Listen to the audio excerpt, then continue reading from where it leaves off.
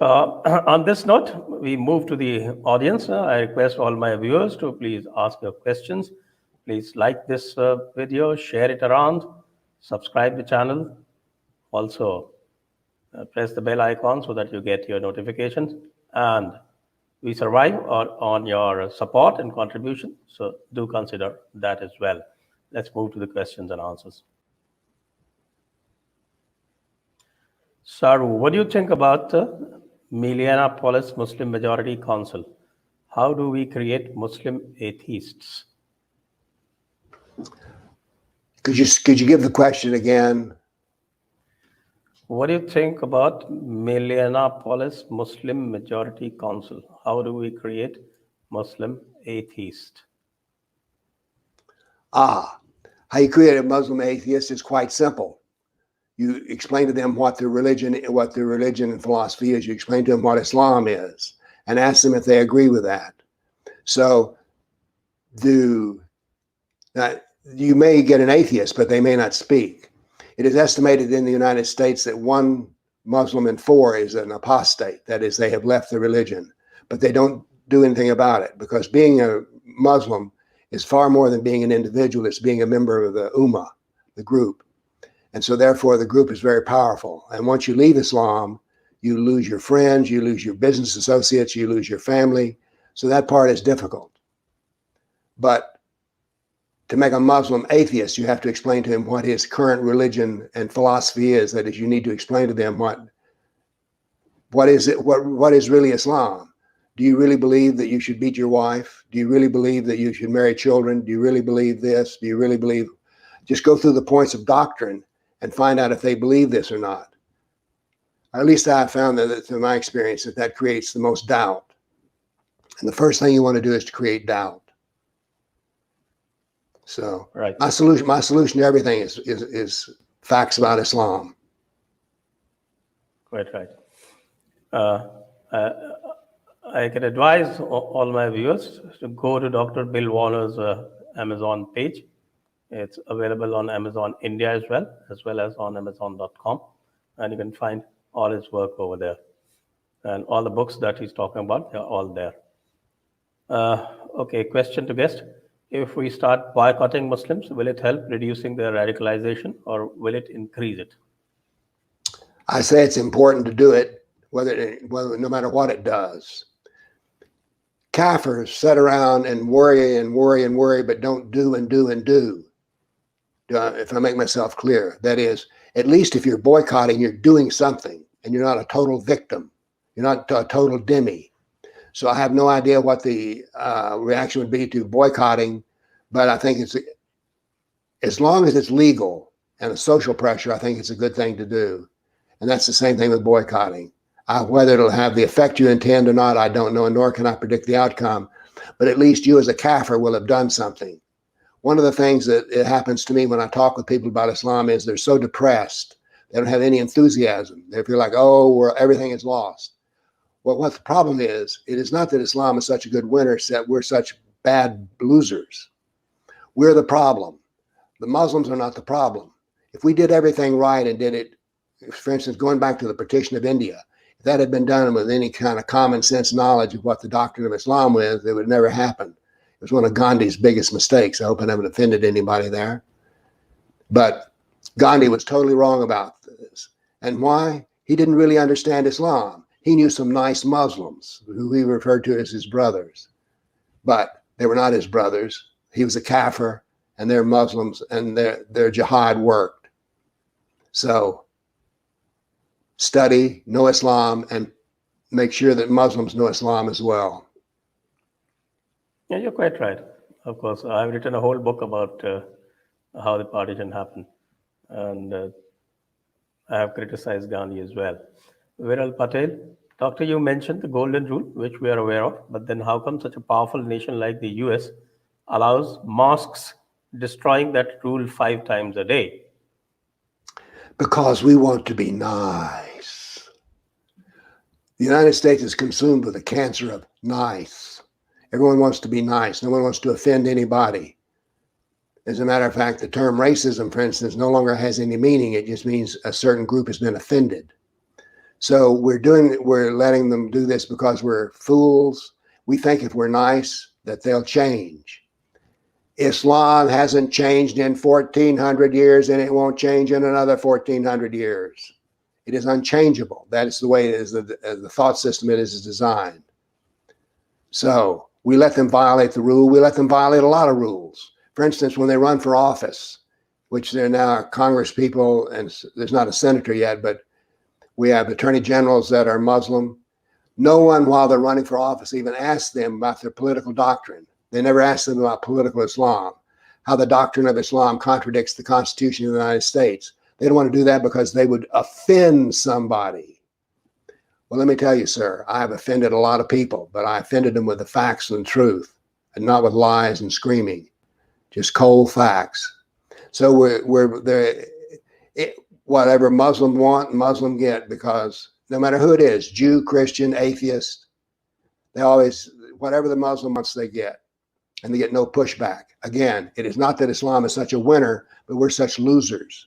We've lost in America, we have an expression called backbone. I don't know if you have a similar expression in India or not. Anyway, we no longer have a backbone. Quite right. That's the backbone problem is probably universal. Thank you, Manoj Lama, for your contribution. Thank you so much. Thank you very much. Viral Patel again. Dr. Warner, do you think normal Muslim's brain is capable of understanding that if you remove hatred, violence, and sex, there is nothing left in Islam? Well, again, I don't deal with Muslims and what will happen to them. But it is amazing. If you take jihad, if you take the violence out of Islam and the offensive, what I think are immoral acts, it becomes a very small book. So, well, it just is. It just is. And by the way, Muslims like to make their books artificially big. They substitute complexity for subtlety. But again, whether a normal Muslim's brain is incapable of understanding if you remove hatred, I think what we can only do is deal with the Muslims that we know. And to deal with them, I've never raised my voice. I'm never rude. I never insult. I never condemn. I just want to know, do you know what it is? And so that's my method of working. And I don't think there's such a thing as a normal Muslim's brain, because there's, what, 1.5 million Muslims, 1.5 billion Muslims, and they're different people. They have different ideas, different. Look, I know Muslims that drink beer. I know Muslims that don't ever fast or pray. Now that they're not much of a Muslim, but they call themselves a Muslim.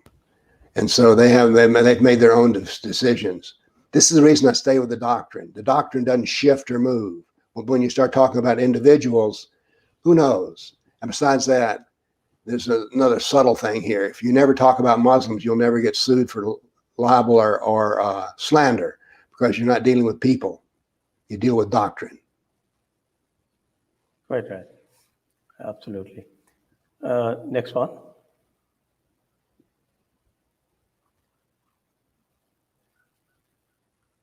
Krishna Sundar. Namaste, Dr. Warner. Big fan of your work.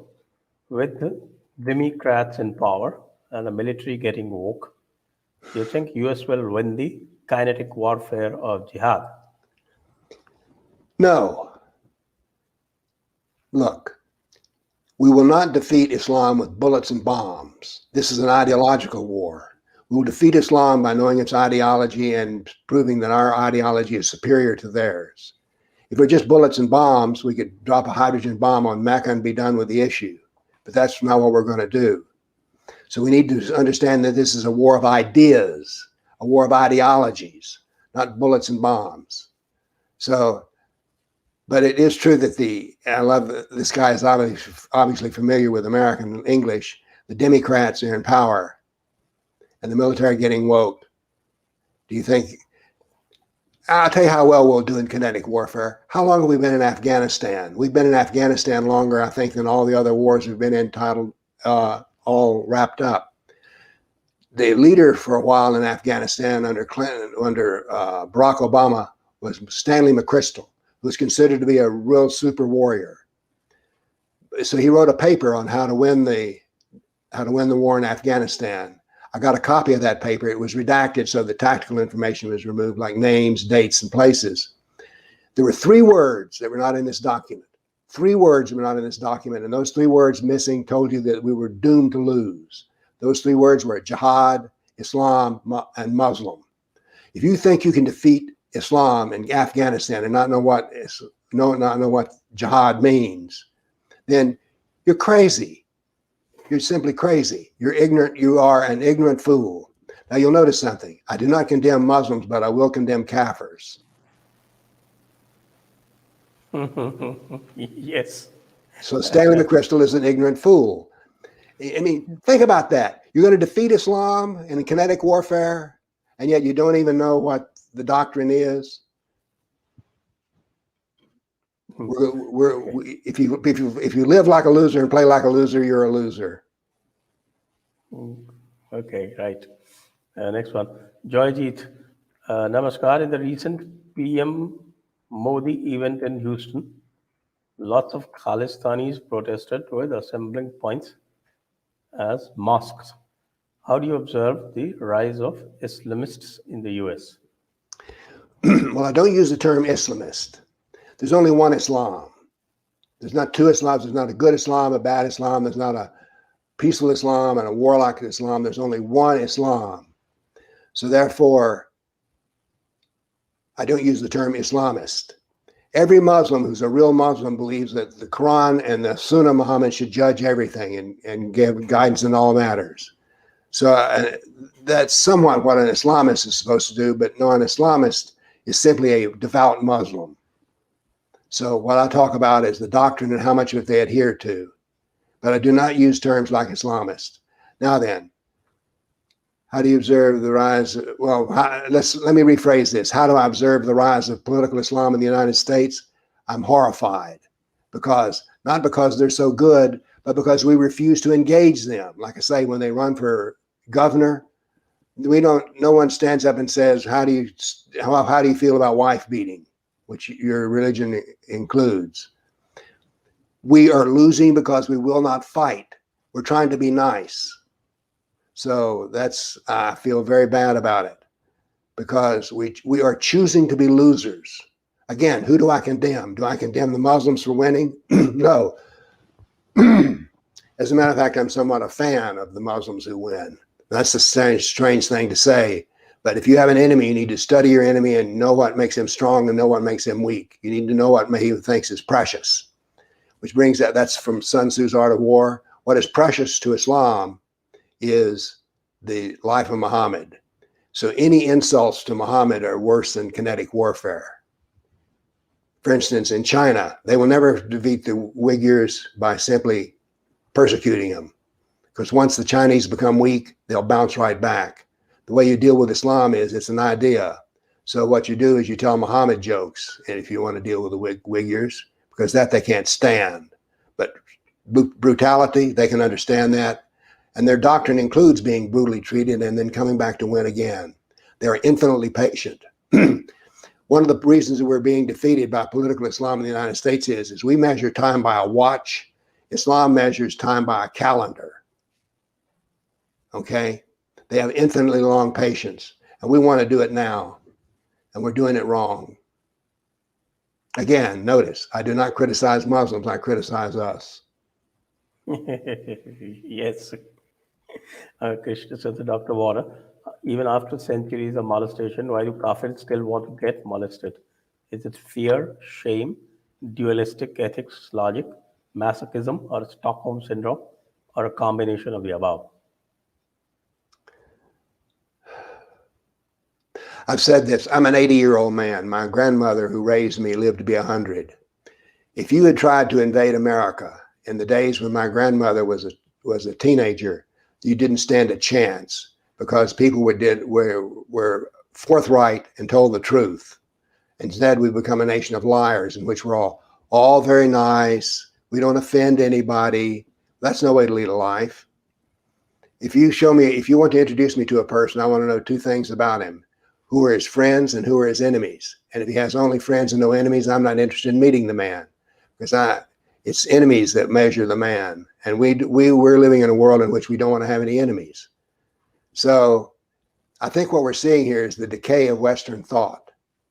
That's what I think we're seeing here. That's the background. And look, in our society, the police don't know anything about Islam.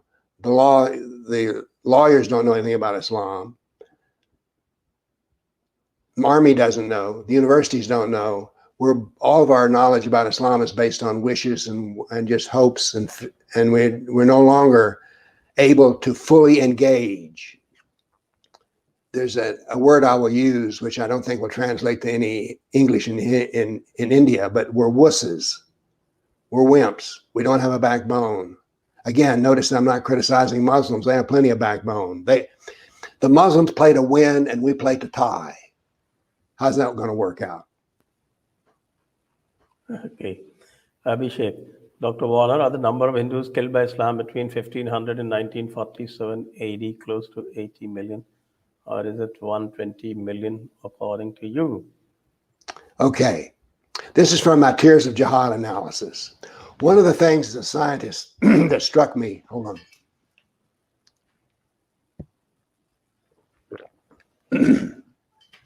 One of the things that struck me when I started studying Islam, was how little was known about it and how little was cared. I measure this with a question. People can tell you how many people Mao Zedong killed. People can tell you how many people Stalin killed. People can tell you how many Hitler killed. But I said, no one's even asked the question, how many has this Jihad killed over 1,400 years? And I call this the Tears of Jihad. These numbers are rough. I estimate as rough estimates. 80 million Hindus, 120 million Africans, 60 million Christians, and 10 million Buddhists. Now then, are these figures accurate? No, they're rough ideas. But what is important here is no one else even wants to know the answer to the question, because the answer is not zero. And so why is it for 1,400 years it took a scientist to come along and ask a simple question? How many people have died in jihad over 1,400 years? That's an obvious question. We've asked it about everybody else. Pol Pot, we know how many he killed. So that's the problem. I had to ask the question. So many things that I've done, for instance, my simple Quran, which is easy to read, should have been done years and years and years ago, because everything that I've done is obvious. So the idea of using the word kafir instead of non-believer. The reason I use the word kafir is it's the word that the Quran uses for us, and it irritates Muslims when you do it. They tell me, oh, no, you're not a kafir. Yes, I am. Yeah, kafir has a certain insulting tone to it, which non-believer doesn't have. Right. But if you have an insulting name for me, I'll use it for myself. It takes part of the strength away. Okay. Next question is, can Vedic culture provide the solution? I think so. I think any culture, can give a solution if it understands that it's part of a civilization that's important and it needs to be defended. So Vedic, Christian, Jewish, atheist. Look, atheists in America say, oh, all religions are bad. And so therefore they think that Muslims don't care anything about them. Muslims despise atheists more than they do anybody else. Exactly. Apostates and atheists, they are topmost. Yes. Vijay Nair, Dr. Warner, I'm a big fan. Glad to see you on Jaipur Dialogues. What's your opinion of Biden-Harris? Will they help realize Obama's jihad dream of turning America into Darul Islam? Yes, they will gladly do it. They don't understand what it will be. I've already told you once, I'm an 80-year-old man. I've never seen politics in America be at such a low level. My heart weeps. Ravi Mishra, is polygamy a great incentive for Westerners to convert to Islam without knowing anything about Islam? It could be. I'll tell you this. In America, many women marry Muslims for the following reason. Many people now in America don't get married. They just live with the woman and the man. But for marriage, many women want marriage, and so they can go to Islam. If they convert to Islam, they will be able to get a husband who will support them. Now, he can beat them, but he can support them, and he's not supposed to fool around with other women. So therefore, one reason for joining Islam is so you can get a husband. So in America, 70% of all black people do not have a father in the house. But if you become a Muslim, you will have a father in the house. So it solves some problems. Now, by the way, in terms of having a harem or a large number living with Muhammad, I think had 11, but I've been married for over 60 years. I have found that one wife has been enough. As a matter of fact, a whole bunch of them I couldn't keep up with. Ravi Mishra. Okay, this question is done. Next one. Sorry. Hello, Dr. Warner. It's a pleasure watching you in Jaipur Dialogues. Is it possible to deal with political Islam politically and democratically?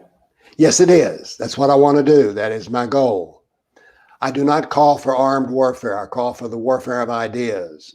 But we have to have, first off, we need to know what our ideas are, and we need to know what Islam's ideas are. And that is the way to do it, is with, I keep coming back to this. It's about educating yourself and then going to Islam and telling them the facts of the matter. And we need to demand that our own people, for instance, or we should demand that our own mayor understand something about what the Islam deals with in terms of what in this town and its constitution. So it is possible to deal with political Islam politically and democratically if you have knowledge. See, I keep coming back to that. You got to know your enemy. Right. Next one.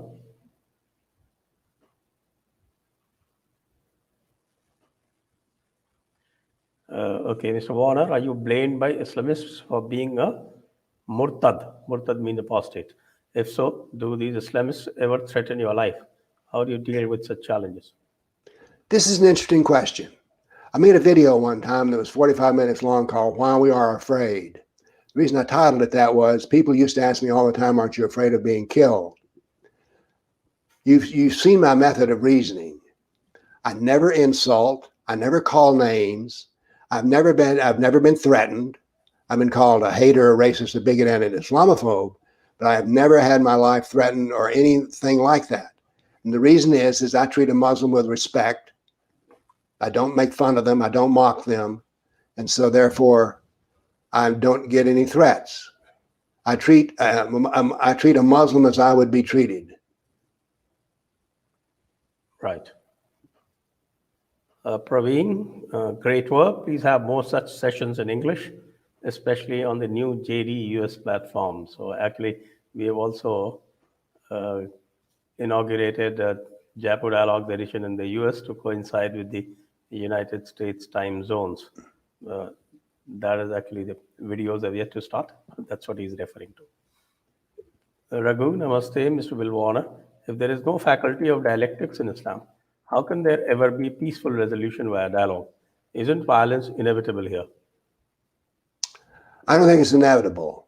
I think it's going to happen because there's a doctrine of Jihad, which means that Kafirs can be killed. Then that doctrine will never go away. So there's always some threat. But I just tell you that those who have used my methods, that is, of dealing with the facts of Islam and not insulting them as a Muslim, weaken their position. It may take some time. I'm an optimist. I believe it's a problem of ideas and that we can use the right ideas to get out of the problem. So call me foolish, but I am an optimist. I think it'll work. But you have to arm yourself with the facts of the matter. I keep coming back to that. Good wishes and fear don't play a part in this plan. Good, right. Next. Krishna Sundar, in terms of critical thinking, how are Muslim students different from Kafir students during your time in the terribly slow university? This is somebody from America.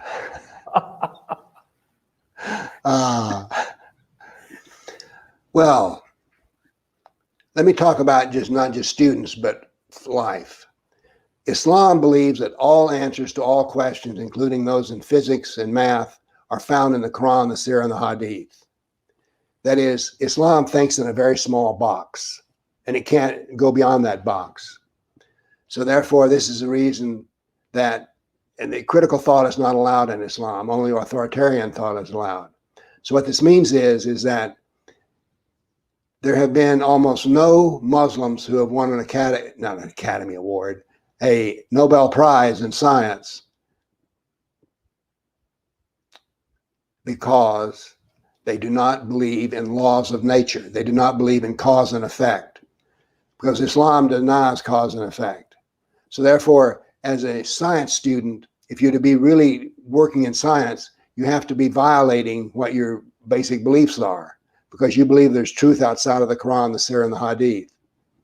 But it is interesting that how few books are published in Arabic, because there's no need for books that aren't written in Arabic, other than if it's a manual on how to fix a car or something.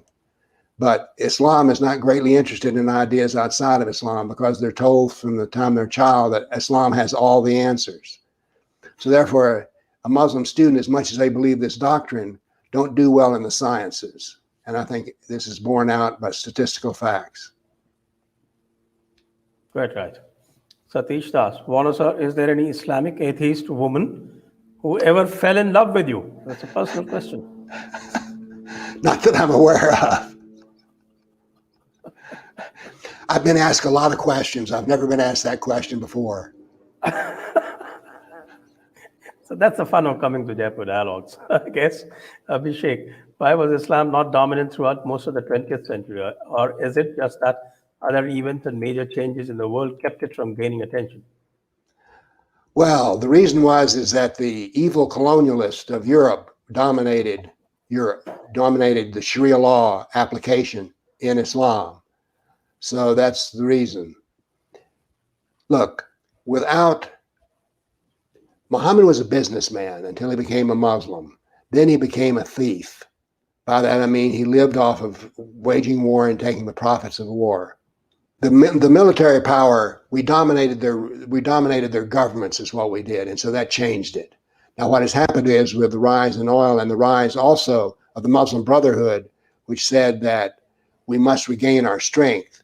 The Muslim Brotherhood, by the way, is a very powerful organization. It's very real, and we can learn a lot by studying from them. But it was the colonialism that weakened Islam, and now then, the Europeans are holding their backsides and crying about the fact they were colonialists, and as Hindus, you may have a special issue with this.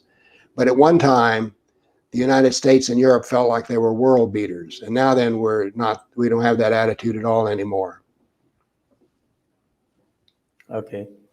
Archit, is love jihad / grooming gangs active in the USA as well? Of course. Why? It worked in England, so it'll work in the United States. Yeah, obviously, all you need to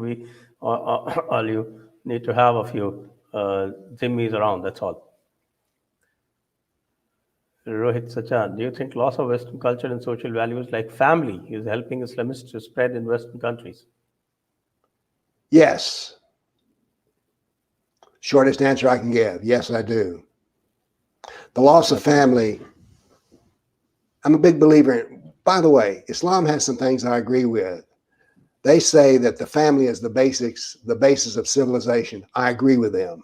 Not the individual, but the family. I want to point this out. I'm not some hater who hates everything about Islam. There are some things, for instance, I enjoy the way they treat their elders. In the United States now, the young are quite rude to old people sometimes. But Muslims, even if you're a kafir and you're old, they will treat you with respect. So there are some things about Islam. I'm not some sort of wild, crazy guy who thinks that there's nothing good to be found in Islam at all. Also, their sense of community. Now, how they do that, I don't like, but anyway. Okay, Anshul, in India and in some European countries, we have right-leaning governments. Then why the banning of Islamic symbols like burqa, hijab, halal food, etc., doesn't get many takers, despite us having a majority of around 80% or more?